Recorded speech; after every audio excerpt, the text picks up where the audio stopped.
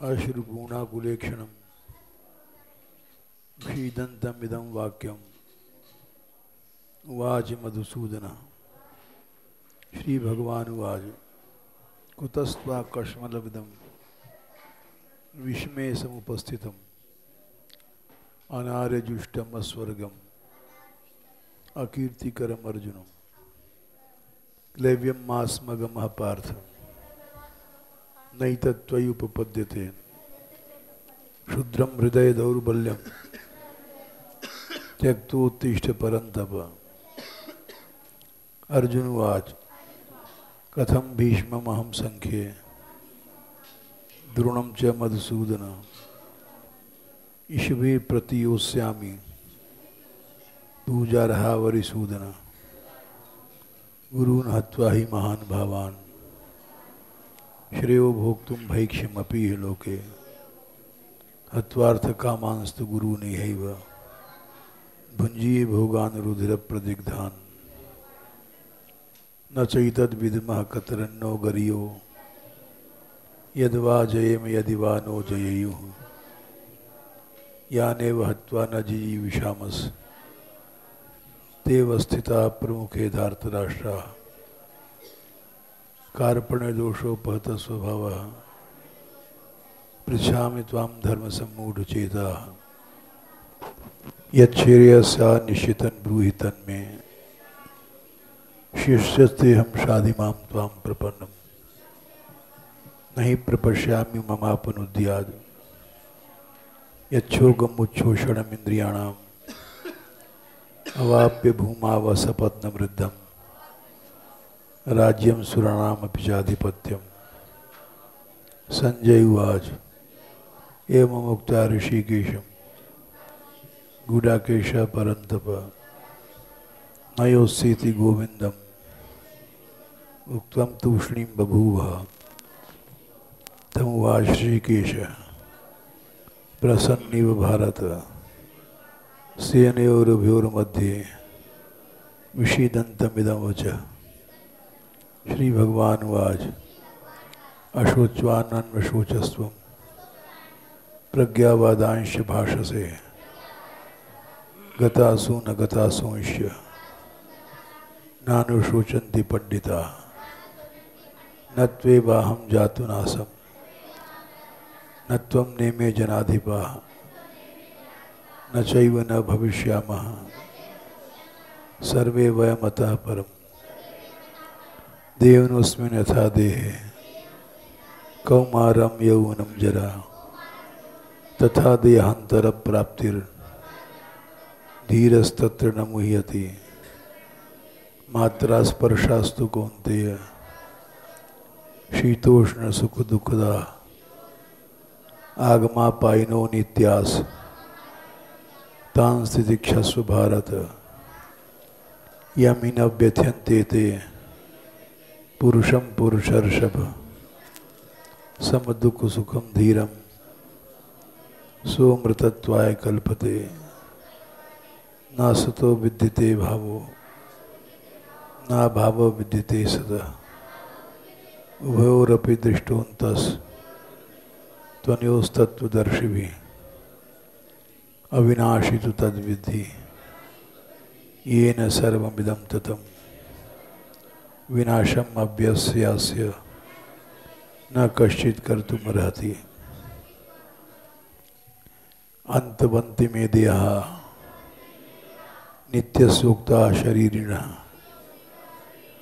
अनाशनो अप्रमेयस्य तस्माद् युध्यस्व भारत य एनं वेत्ति हन्तारं यश्चैनं मन्यते हतम् उभौ तौ न विजानीतो नायं हन्ति न हन्यते न जायते मृते वा कदाचित् नायं भूत्वा भविता वा न भूयात् अजो नित्य शाश्वतोऽयं पुराणो न हन्यते हन्यमाने शरीरे वेदा विनाशिनं नित्यं य एनम् अजमव्ययम् कथं स पुरुषः पार्थ कम घातयति हन्तिकम् वासंसि जीर्णानि यथा विहाय नवानि गृह्णाति नरो पराणि तथा शरीराणि विहाय जीर्णान्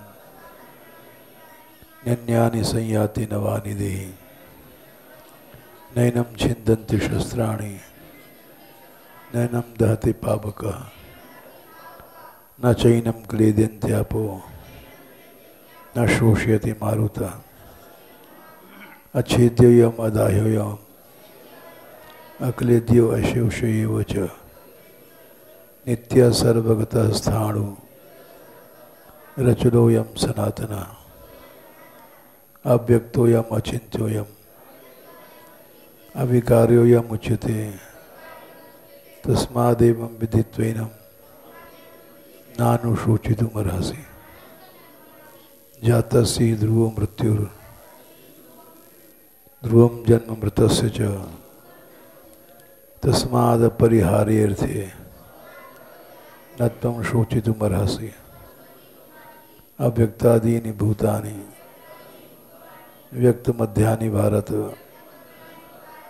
अव्यक्तनिधिनान्येव तत्र का परिदेवना आश्चर्यवत् पश्यति कश्चिदेनम् आश्चर्यवत् वदति तथैव चान्यः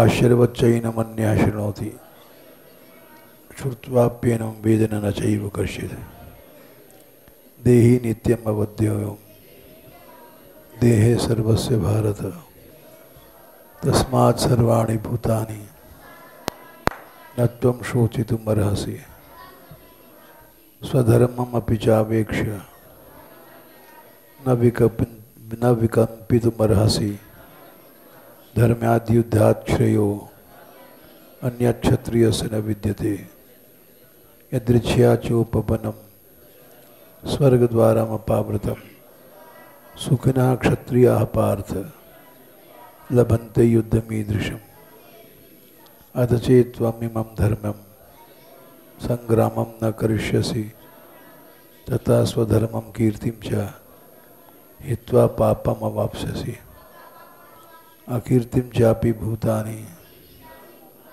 कथयिष्यन्ति तेभ्यां संभावितस्य च कीर्तिर् मरणादतिरिच्यते भयादरणात् व्रतं मत्स्यन्ते त्वं महारथा येषां च त्वं बहुमतो भूत्वा यास्यसि लाघवम् अवाच्य बादांश बहून् वदिष्यन्ति तवाहिता निन्दन्तस्तव सामर्थ्यं ततो दुःखतरं नु किम् हतो वा प्राप्स्यसि स्वर्गं जित्वा वा भोक्ष्यसे महीम् तस्मादुत्तिष्ठ कौन्तेय युद्धाय कृतनिश्चयः सुख दुःखे समे कृत्वा लाभालाभौ जयाजयौ ततो युद्धाय युज्यस्व नैवं पापम् अवाप्स्यसि एषा ते विहिता सांख्ये बुद्धिर्योगे त्विमां शृणु बुद्ध्या युक्तो यया पार्थ कर्मबन्धं प्रहस्यसि नेहा विक्रम नाशोस्ति प्रत्यवायो न विद्यते स्वल्पमप्यस्य धर्मस्य त्रायते महतो भयोवात् व्यवसायात्मिका बुद्धि रेके कुरुनंदन बहुशाखायनन्ताश्च बुद्धयो अव्यवसायनाम् यामिमां पुष्पितां वाचं प्रवदन्ते अविपश्चितः वेदवादरतः पार्थ नान्यदस्तीति वादिनः कामात्मनः स्वर्गपरः जन्म कर्म फलप्रदां व्यवसायात्मिका बुद्धि समाधौ न विधीयते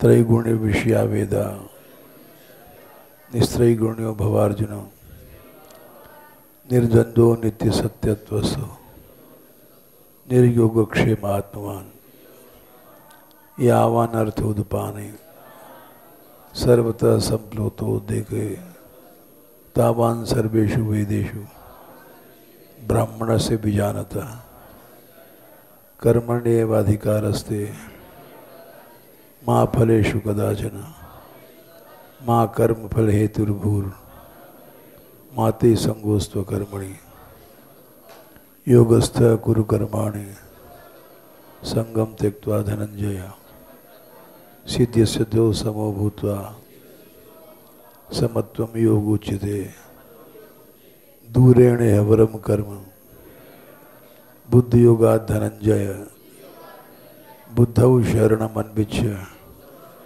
कृपणा फल हेतवः बुद्धि युक्तो जहाति उभे सुकृत दुष्कृते तस्माद् योगायुज्यस्व योगा कर्म सुकौशलम कर्मजं बुद्धियुक्ता ही फलम त्यक्त्वा मनीषिणा जन्म बंध विनिर्मुक्ता पदम गच्छन्त्यनामयम् यदा ते मोहकलिलम बुद्धिर्व्यतितरिष्यति तदा गन्तासि निर्वेदम श्रोतव्यस्य श्रुतस्य च श्रुति विप्रतिपन्ना ते यदा स्थास्यति निश्चला समाधा वचला बुद्धिस् तदा योगम अवाप्स्यसि।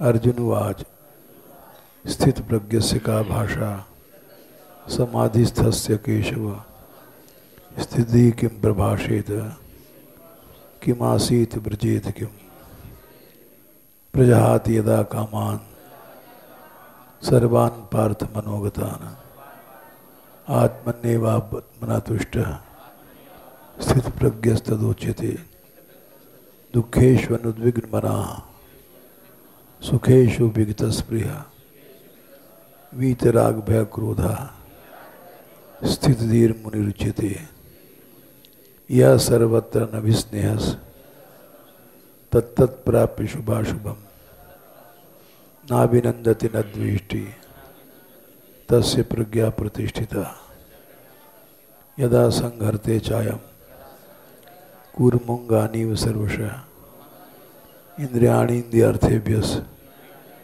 तस्य प्रज्ञा प्रतिष्ठिता विषया विनिवर्तन्ते निराहारस्य देहिनः रसवर्जं रसोऽप्यस्य परम दृष्ट्वा निवर्तते यततो ह्यपि कौन्तेय पुरुषस्य विपश्चितः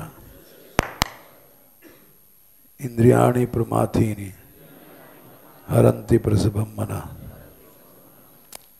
तानि सर्वाणि संयम्य युक्त आसीत् मत्परः वशे यस्येन्द्रियाणि तस्य प्रज्ञा प्रतिष्ठिता ध्यायतो विषयान् पुंसः संगस्तेषु उपजायते संगात् संजायते कामः कामात् क्रोधो विजायते क्रोधात् भवति सम्मोहः सम्मोहात् स्मृतिविभ्रमः स्मृतिभ्रंशात् बुद्धिनाशो बुद्धिनाशात् प्रणश्यते रागद्वेषयुक्तैस्तु विषयानीन्द्रियैश्चरन् आत्मवशैर्विधेयात्मा प्रसादम् अधिगच्छति प्रसादे सर्वदुःखानां हानिरस्य उपजायते प्रसन्नचेतसो याशु बुद्धि पर्यवतिष्ठते नास्ति बुद्धिरयुक्तस्य न चा युक्तस्य भावना न चा भावयते शांति अशांतस्य कुतः सुखम् इंद्रियाणां हि चरतां यन्मनोनुविधीते तदस्य हरति प्रज्ञां वायुर्नावमिवाम्भसि तस्माद्यस्य महाबाहो निगृहीतानि सर्वशः इंद्रियाणीन्द्रियार्थेभ्यस् तस्य प्रज्ञा प्रतिष्ठिता या निशा सर्वभूतानां तस्यां जागर्ति संयमी यस्यां जागृति भूतानि सा निशा पश्यतु मुने आपूर्यमाणम् अचल प्रतिष्ठम् समुद्रमापा प्रविशन्ति यद्वद् तद्वत् कामायं प्रविशन्ति सर्वे सशांतिम अपनोति न कामगामी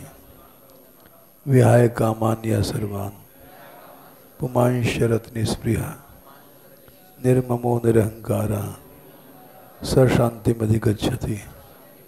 ईशा ब्राह्मी स्थिति पार्थ नैनम प्राप्य मुह्यति स्थित्वा स्यामन्तकालेऽपि ब्रह्म निर्वाणम ऋच्छति। अथ तृतीयोऽध्यायः। अर्जुनवाच जयसी चेत कर्मणस्ते मता बुद्धिर्जनार्दन तत्किं कर्मणि घोरे मां नियोज्यसि केशव। व्यामिश्रेण वाक्येन बुद्धिं मोहयसि मे तदेकं वद निश्चित्य येने श्रेयोऽहमाप्नुयाम्। श्री भगवान उवाच लोकेस्मिन् द्विविधा निष्ठा पुरा प्रोक्ता मया नघ। ज्ञानयोगेन सांख्यानां कर्मयोगेन योगिनां न कर्मणामनारम्भात् नैष्कर्म्यं पुरुषोऽश्नुते न च सन्न्यसनादेव सिद्धिं समधिगच्छति।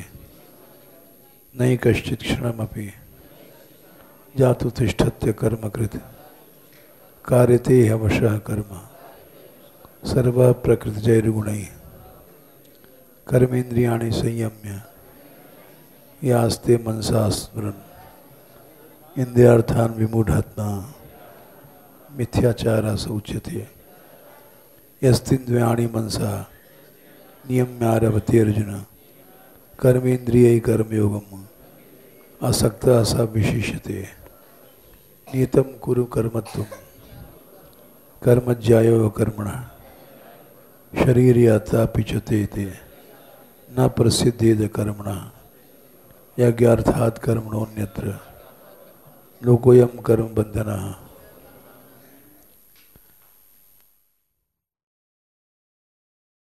तदर्थं कर्म कौन्तेय मुक्तसंगः समाचर।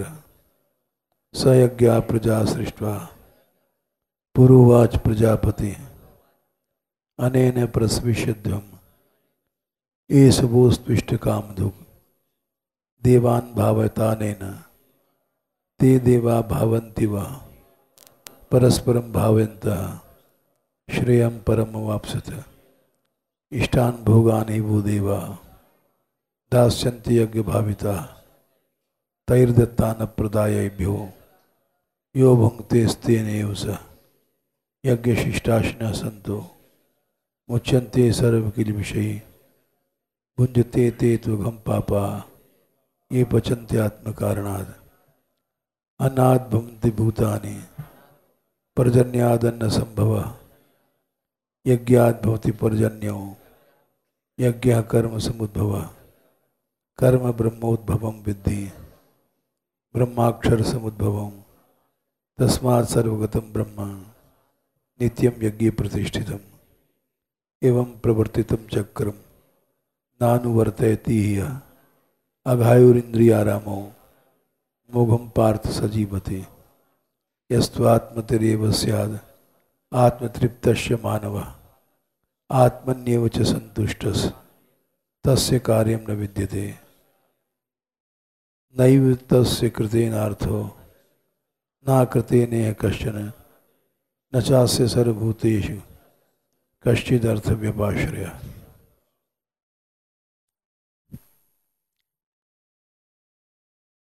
यहाँ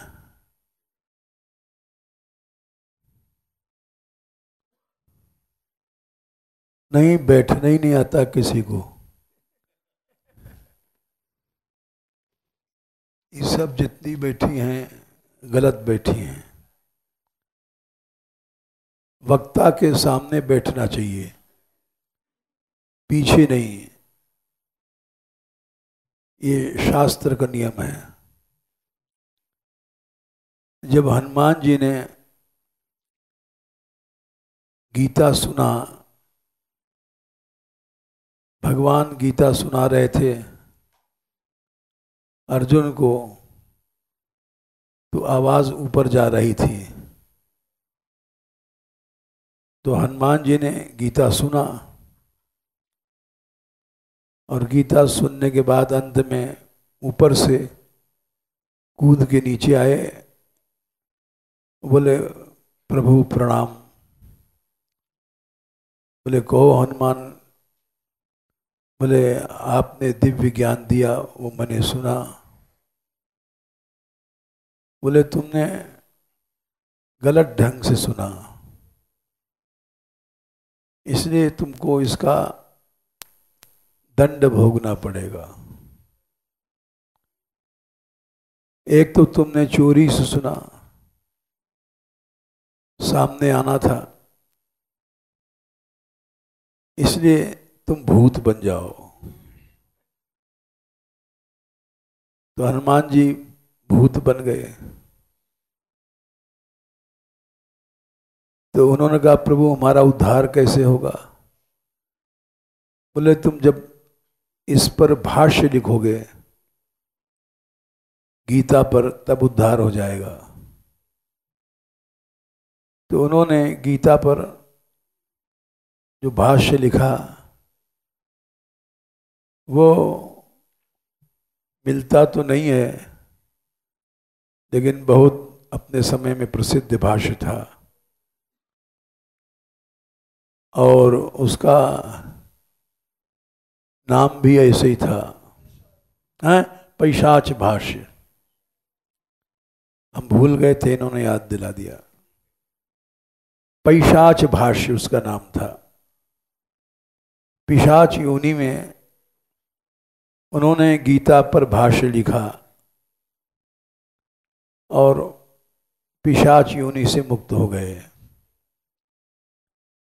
तो सुनने का कहता है कि वक्ता के सामने बैठा जाए, पीछे चोरी से नहीं।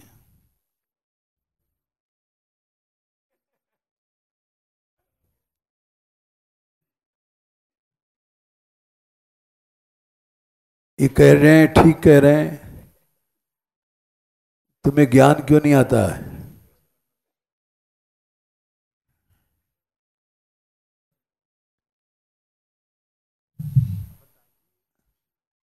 और सरक जाओ भाई।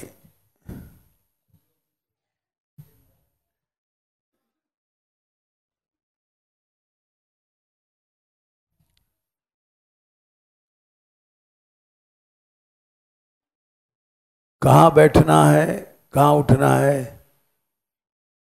ये भागवत ने भी लिखा है।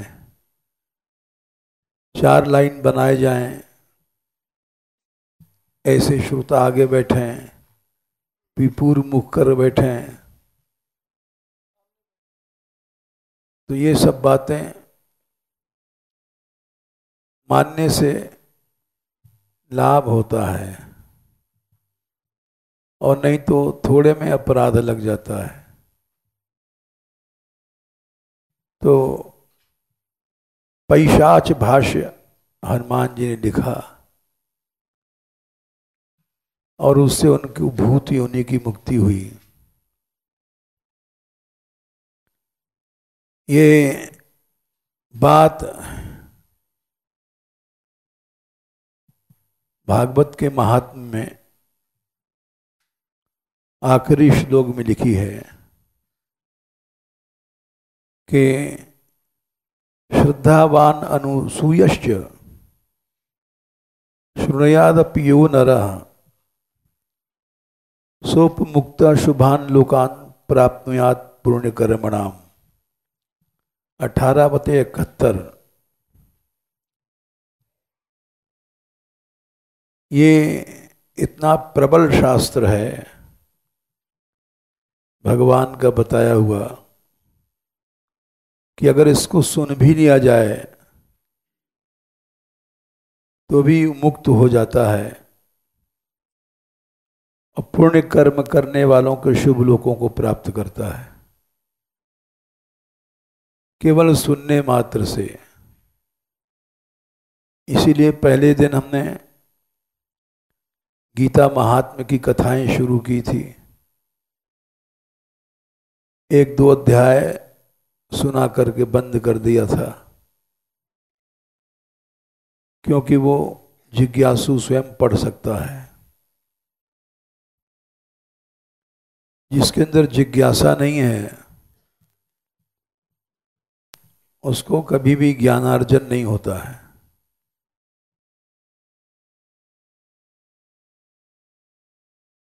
ये गीता शास्त्र,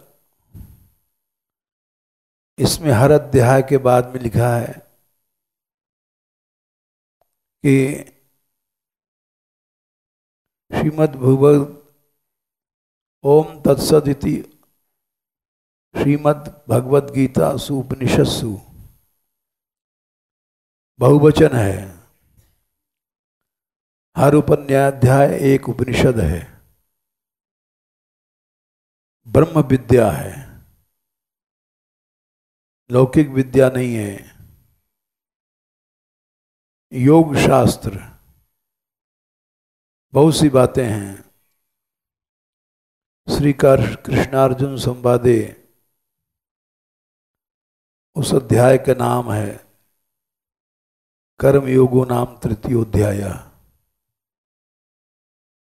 ओम तत्सद ये भगवान के नाम हैं। ये स्वयं भगवान ने इसकी महिमा भगवान नाम की बताई है। बहुत से लोग कहते हैं कि गीता में भगवान नाम की महिमा नहीं है, वो जानते नहीं हैं।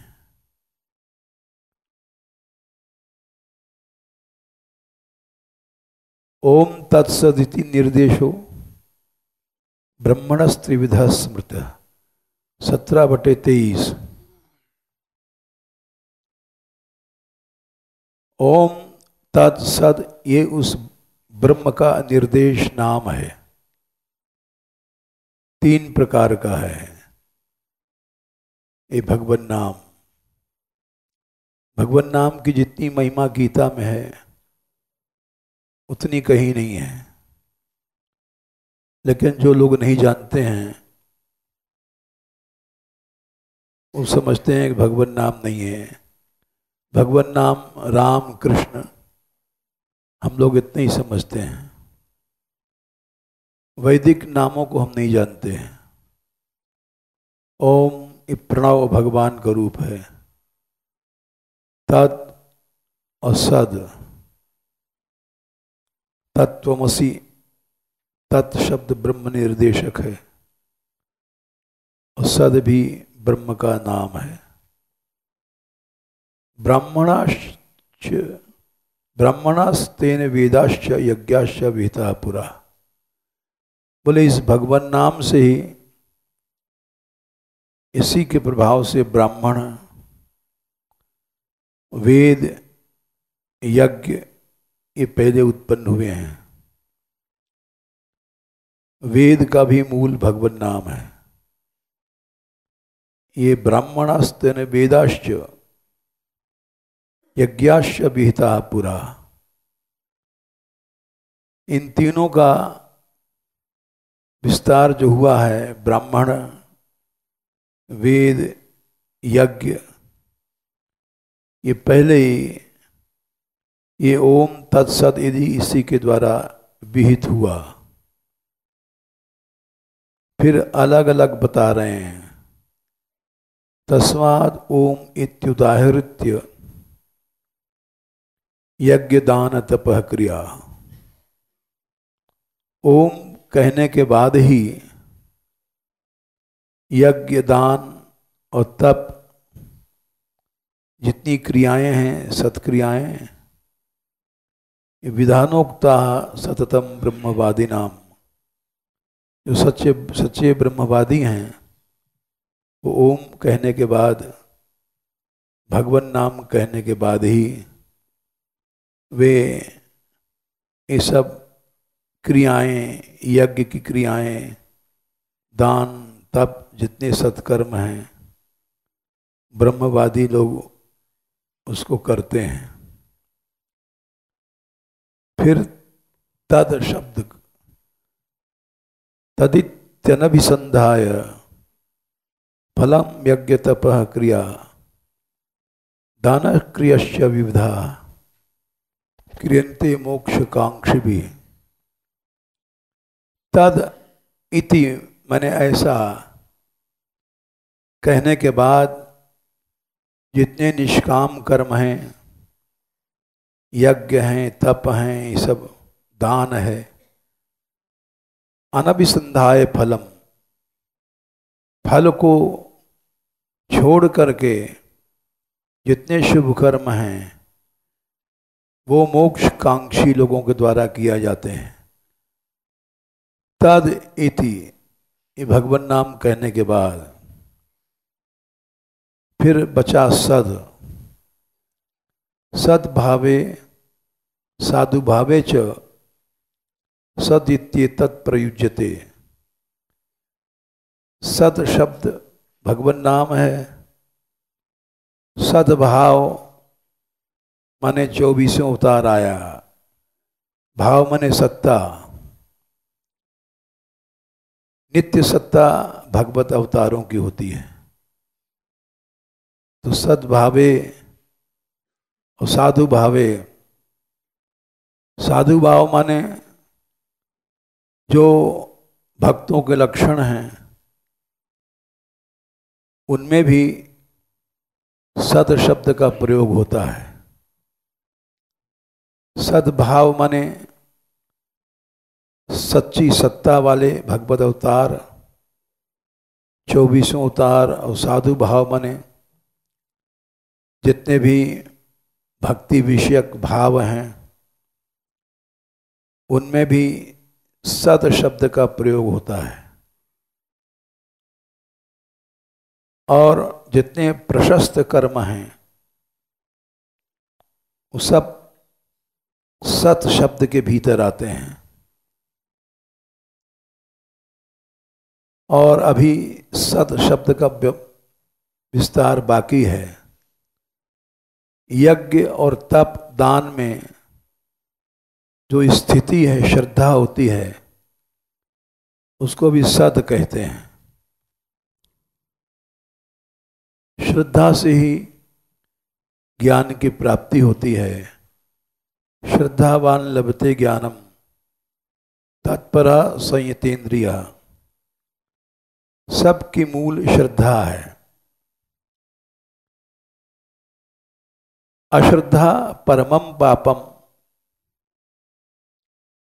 महाभारत में कहा गया है कि अश्रद्धा सबसे बड़ा पाप है और श्रद्धा सबसे बड़ा पुण्य है। ये महाभारत में कहा गया है। तो इसलिए श्रद्धा भगवान का रूप है। यज्ञ तप दान में श्रद्धा होना वो सद है।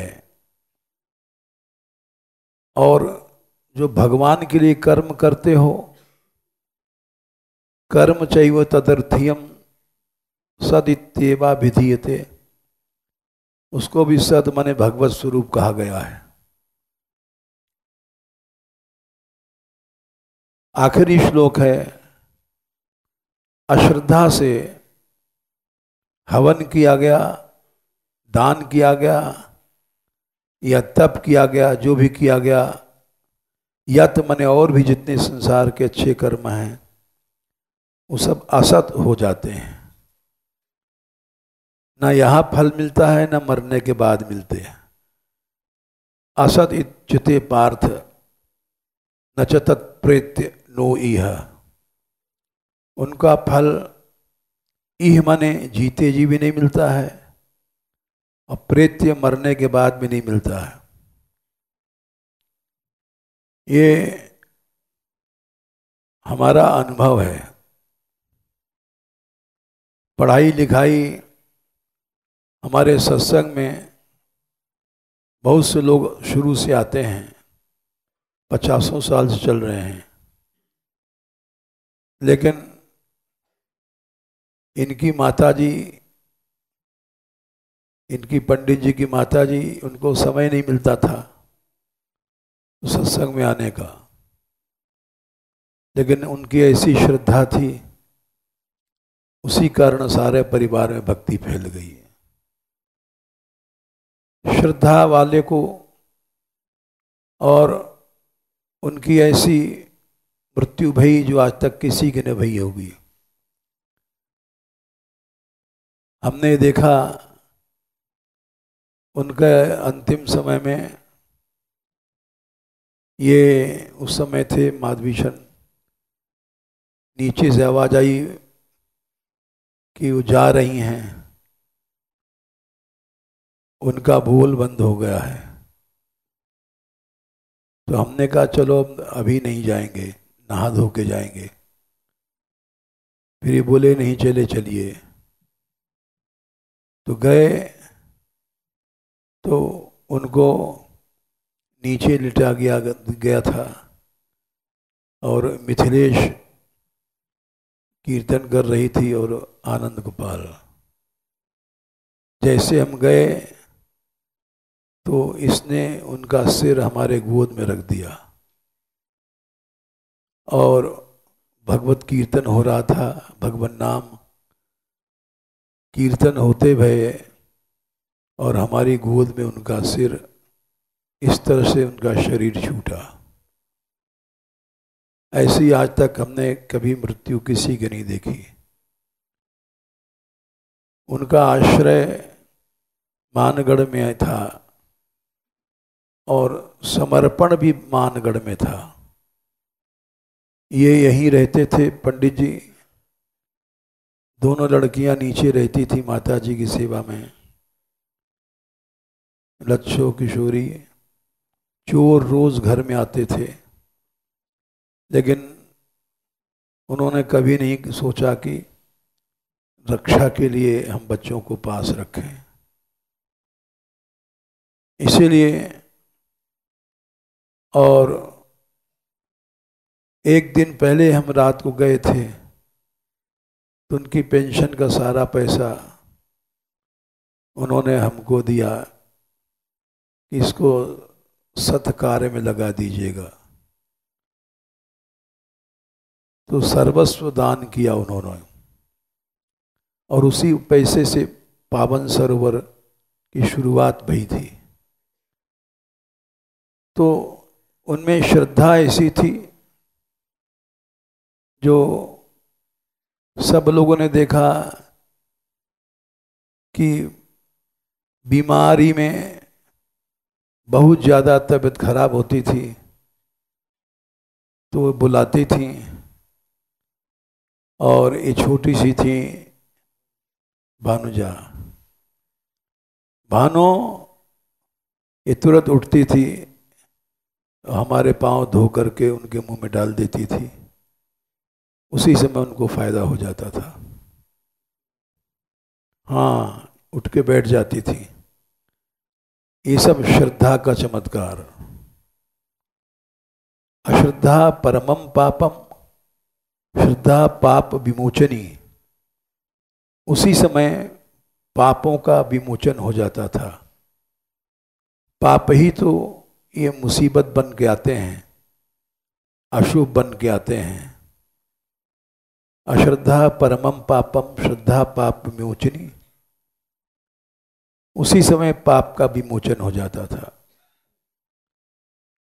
एक बार चोर आए और अकेली घर में, ये जाते भी थे, पंडित जी तो भेज देती थी तुम जाओ वहीं सो। चोरों ने वो काट लिया था दीवाल और भैंस ले जा रहे थे। उसी समय नौटंकी देख करके रात को ब्रजवासी लोग लौट रहे थे, भैंस बच गई। तो बड़ी बड़ी चमत्कार की बातें हमने देखा है। उनकी इतनी श्रद्धा थी, बिना श्रद्धा वाला घाटे में रहता है। हमने देख लिया श्रद्धा वाले को जो लाभ होता है, अश्रद्धा वाले को कभी नहीं होता। श्रद्धा वाला स्वतः उसकी हर क्रियाएं कर्म चैव तदर्थीवम सदित्यवाभिधीयते, उसके सारे कर्म सद मने भगवत भक्ति युक्त भक्त हो जाता है, समर्पण से वो ब्रह्म रूप हो जाता है। ये बात भगवान ने कई जगह कही है, जो कि 12वें अध्याय में भी कहा है कि समर्पण ऐसी चीज है कि भगवान उसको गोद में उठा के ले जाते हैं। अगर समर्पण सही है तो उसको कोई भी 2 बार ऑपरेशन हुआ, डॉक्टर ने कहा बचेंगे नहीं। और ये बाहर कथा कर रहे थे अमेरिका में, हमसे पूछा, हमने कहा उनका कुछ नहीं होगा, उनका सच्चा समर्पण है। घर द्वार बेटा बेटी ये सब समर्पित कर दिए थे उन्होंने। ये तू सर्वाणी कर्माणि 12/16 6 12/6 ये तू सर्वाणी कर्माणि मयि सन्न्यस्य मत्परा, सभी कुछ कर्म एकमात्र मेरे में समर्पित हैं। अनन्येन योगेन माम ध्यायन्त उपासते, तो अनन्य योग हो जाता है। उसको भगवान तेषाम हम समुद्धरता मृत्यु संसार सागरात, इस मृत्यु रूपी संसार सागर से उद्धरता गोद में उठा के ले जाते हैं। भवामी नचिरात पार्थ मयि आवेशित चेतसाम, उद्धरता का अर्थ किया आचार्यों में, भगवान उठा करके गोद में ले जाते हैं, जैसे माँ बच्चे को ले जाती है। अगर हमारा सभी कर्मों का समर्पण सही है तो कोई साधन की जरूरत नहीं है, भगवान गोद में ले जाएंगे उठा करके। श्रद्धा के कारण ही समर्पण होता है, नहीं तो नहीं होता।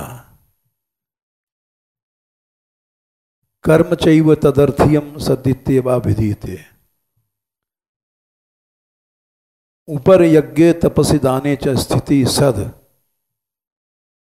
सद माने यहां निष्ठा या श्रद्धा, स्थिति माने यहां निष्ठा।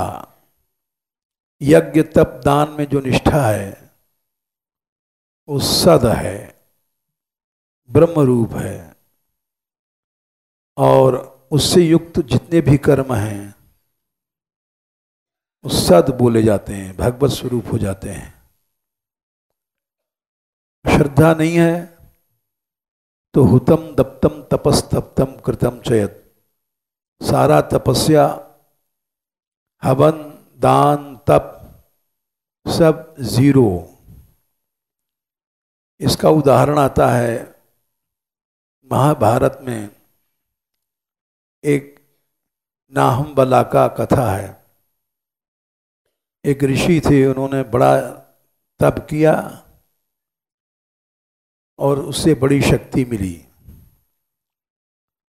तप करते समय एक चिड़िया उड़ के जा रही थी, वो बीट कर दिया, बीट माने मल त्याग कर दिया। अब वो ऋषि के ऊपर गिरी, वो मल उसका बीट ऋषि के ऊपर गिरा, तो उन्होंने ऐसे देखा आंख खोल करके, उससे चिड़िया जल गई, क्योंकि उनमें बड़ी तप की शक्ति थी। उस देखने में थोड़ा सा क्रोध या खींच का भाव था, जल करके मर गई। तो वो उठे और भिक्षा के लिए गए, एक पतिव्रता स्त्री अपने पति के पांव दाब रही थी। इन्होंने भिक्षा मांगा तो उसने ऐसे इशारा किया, रुको कुछ देर। वो पांव दाबती रही, पतिव्रता थी। तो इनको थोड़ा सा गुस्सा आया कि जानती नहीं कि मैं कितना बड़ा तपस्वी हूं। तो उन्होंने रोष से देखा उसकी ओर, ये सोचा ये भी जल जाएगी। तो बोली, ना हम बला का, मैं वो चिड़िया नहीं हूं।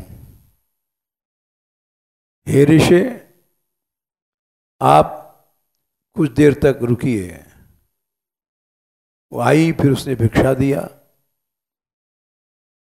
और उनको बड़ा आश्चर्य हुआ कि ये कैसे जान गई और इसमें इतनी शक्ति कैसे आई। हमने आंख क्रोध से देखा, जलना तो दूर रहा, इसका शरीर भी गर्म नहीं हुआ कि टेम्परेचर कुछ गर्म हो जाए। और ये बिना बताए जान गई ना हम बला का। ये तो यहाँ बैठी है घर में, हम जंगल में थे जब चिड़िया उड़ के आई थी और बीट किया था, तो उस समय हमने क्रोध से देखा था, वहाँ तो ये थी नहीं, इसने देखा नहीं, इसको कैसे पता। ये सब बातें ऋषि को चकित कर दिया और वहां से हटे नहीं।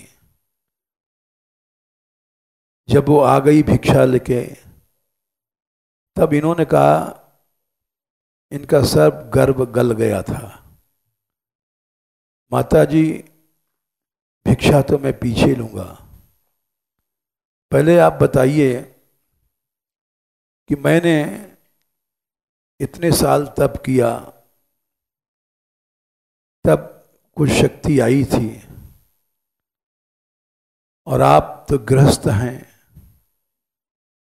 खाली हम देख रहे हैं अपने पति के पांव दाब रही हैं। और गृहस्थ जो होता है वो भोग भी भोगता है, और हम तो संयम ब्रह्मचर्य इतने दिन से कर रहे हैं। हमारा तो सब तप फेल कर दिया आपने।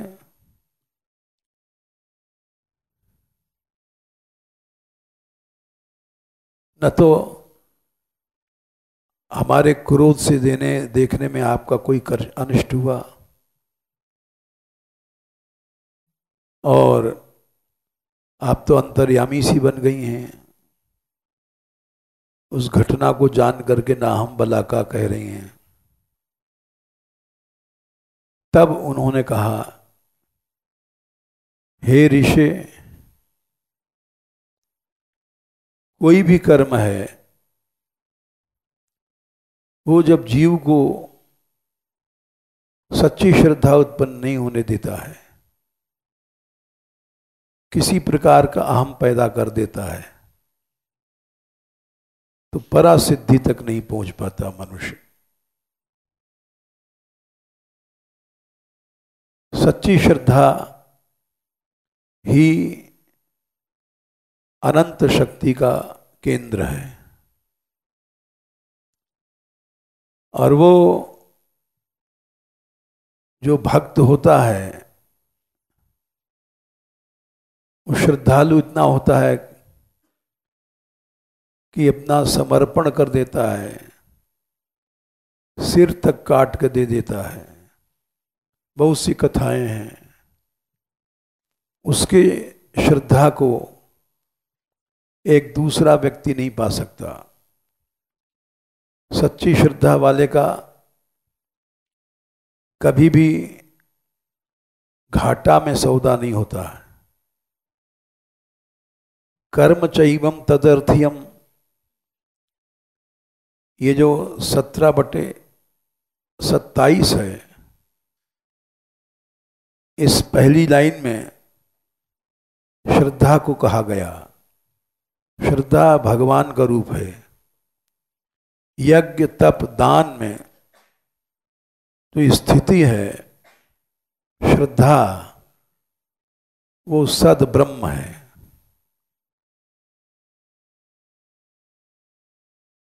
ऐसा दान भी भगवान का रूप है। कर्ण जिस श्रद्धा से दान करता था, उस श्रद्धा के फल पर अर्जुन नहीं पहुंच सके। एक विचित्र उदाहरण है। यज्ञ तप दान में जो स्थिति श्रद्धा है वो सद ब्रह्म है। भगवान ने एक बार से अर्जुन ने पूछा कि क्या हमसे भी कोई बड़ा दानी या भक्त है? तो उन्होंने कहा हाँ, कर्ण है। तो उन्होंने उसका चमत्कार दिखाया। कथा तो बड़ी लंबी है। उसने मरते समय जो दान दिया, भगवान एक ब्राह्मण को रूप बना के गए, अर्जुन को चेला को रूप बनाया और यज्ञ वहां युद्ध भूमि में कर्ण घायल पड़ा था रात के समय, और जय हो दानवीर कर्ण की जय हो आवाज लगाई। तो कर्ण होश में था, मरा नहीं था। बोले कौन है? बोले कुछ नहीं है, हम जा रहे हैं। क्यों? कैसे आए, कैसे जा रहे हो? हमारे दरवाजे से कोई आज तक विमुख नहीं लौटा। अब मेरा ये अंतिम समय है, बता दो क्यों आए थे? तो ब्राह्मण बोला ये हमारा शिष्य है, गृहस्थ अर्जुन, इसकी कन्या का ब्याह है, धन के लिए आए थे। बोले फिर अब तुम घायल पड़े हो, तुम क्या कर सकते हो? तो उसने कहा हे विप्र, हमको आप धर्म भ्रष्ट मत करो। अभी हमारे दांतों में सोना लगा हुआ है। बड़े आदमी लोग दांतों में सोना लगवा लेते थे। ये सोना ले जाओ, अरे तुम्हारी कन्या के विवाह काम आएगा। तो बोले सोना? दांतों में दिखाया मुंह खोल करके। बोले तो फिर? बोले ये पत्थर उठा दो। पहले तो बोला दांतों को तोड़ लो, सोना मिल जाएगा। भगवान बोले अरे मैं हत्या करूंगा तेरी? हत्या सिखाता है? तो वो रोने लग गया कर्ण। बोले कर्ण कभी रोया नहीं, आज धर्म भ्रष्टता के कारण रो रहा हूं। मेरे दरवाजे से कोई लौटा नहीं, तुम केवल हमको पत्थर दे दो, मैं अपने आप दांत तोड़ लूंगा। बोले हाँ ये कर दूंगा।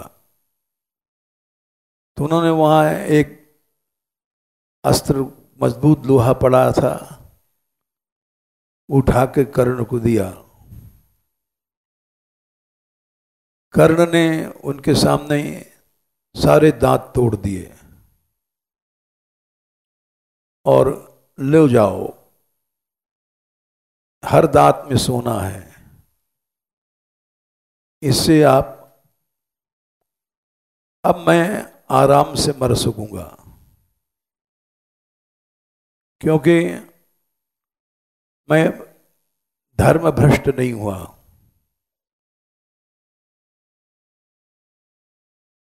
फिर भगवान ने अर्जुन से कहा, देखा अर्जुन, इस मामले में इसकी जो श्रद्धा है, यज्ञे तपसि दाने च स्थिति सद इति चोच्यते, यज्ञ में, तप में, दान में जिसकी श्रद्धा है वो सद ब्रह्म है।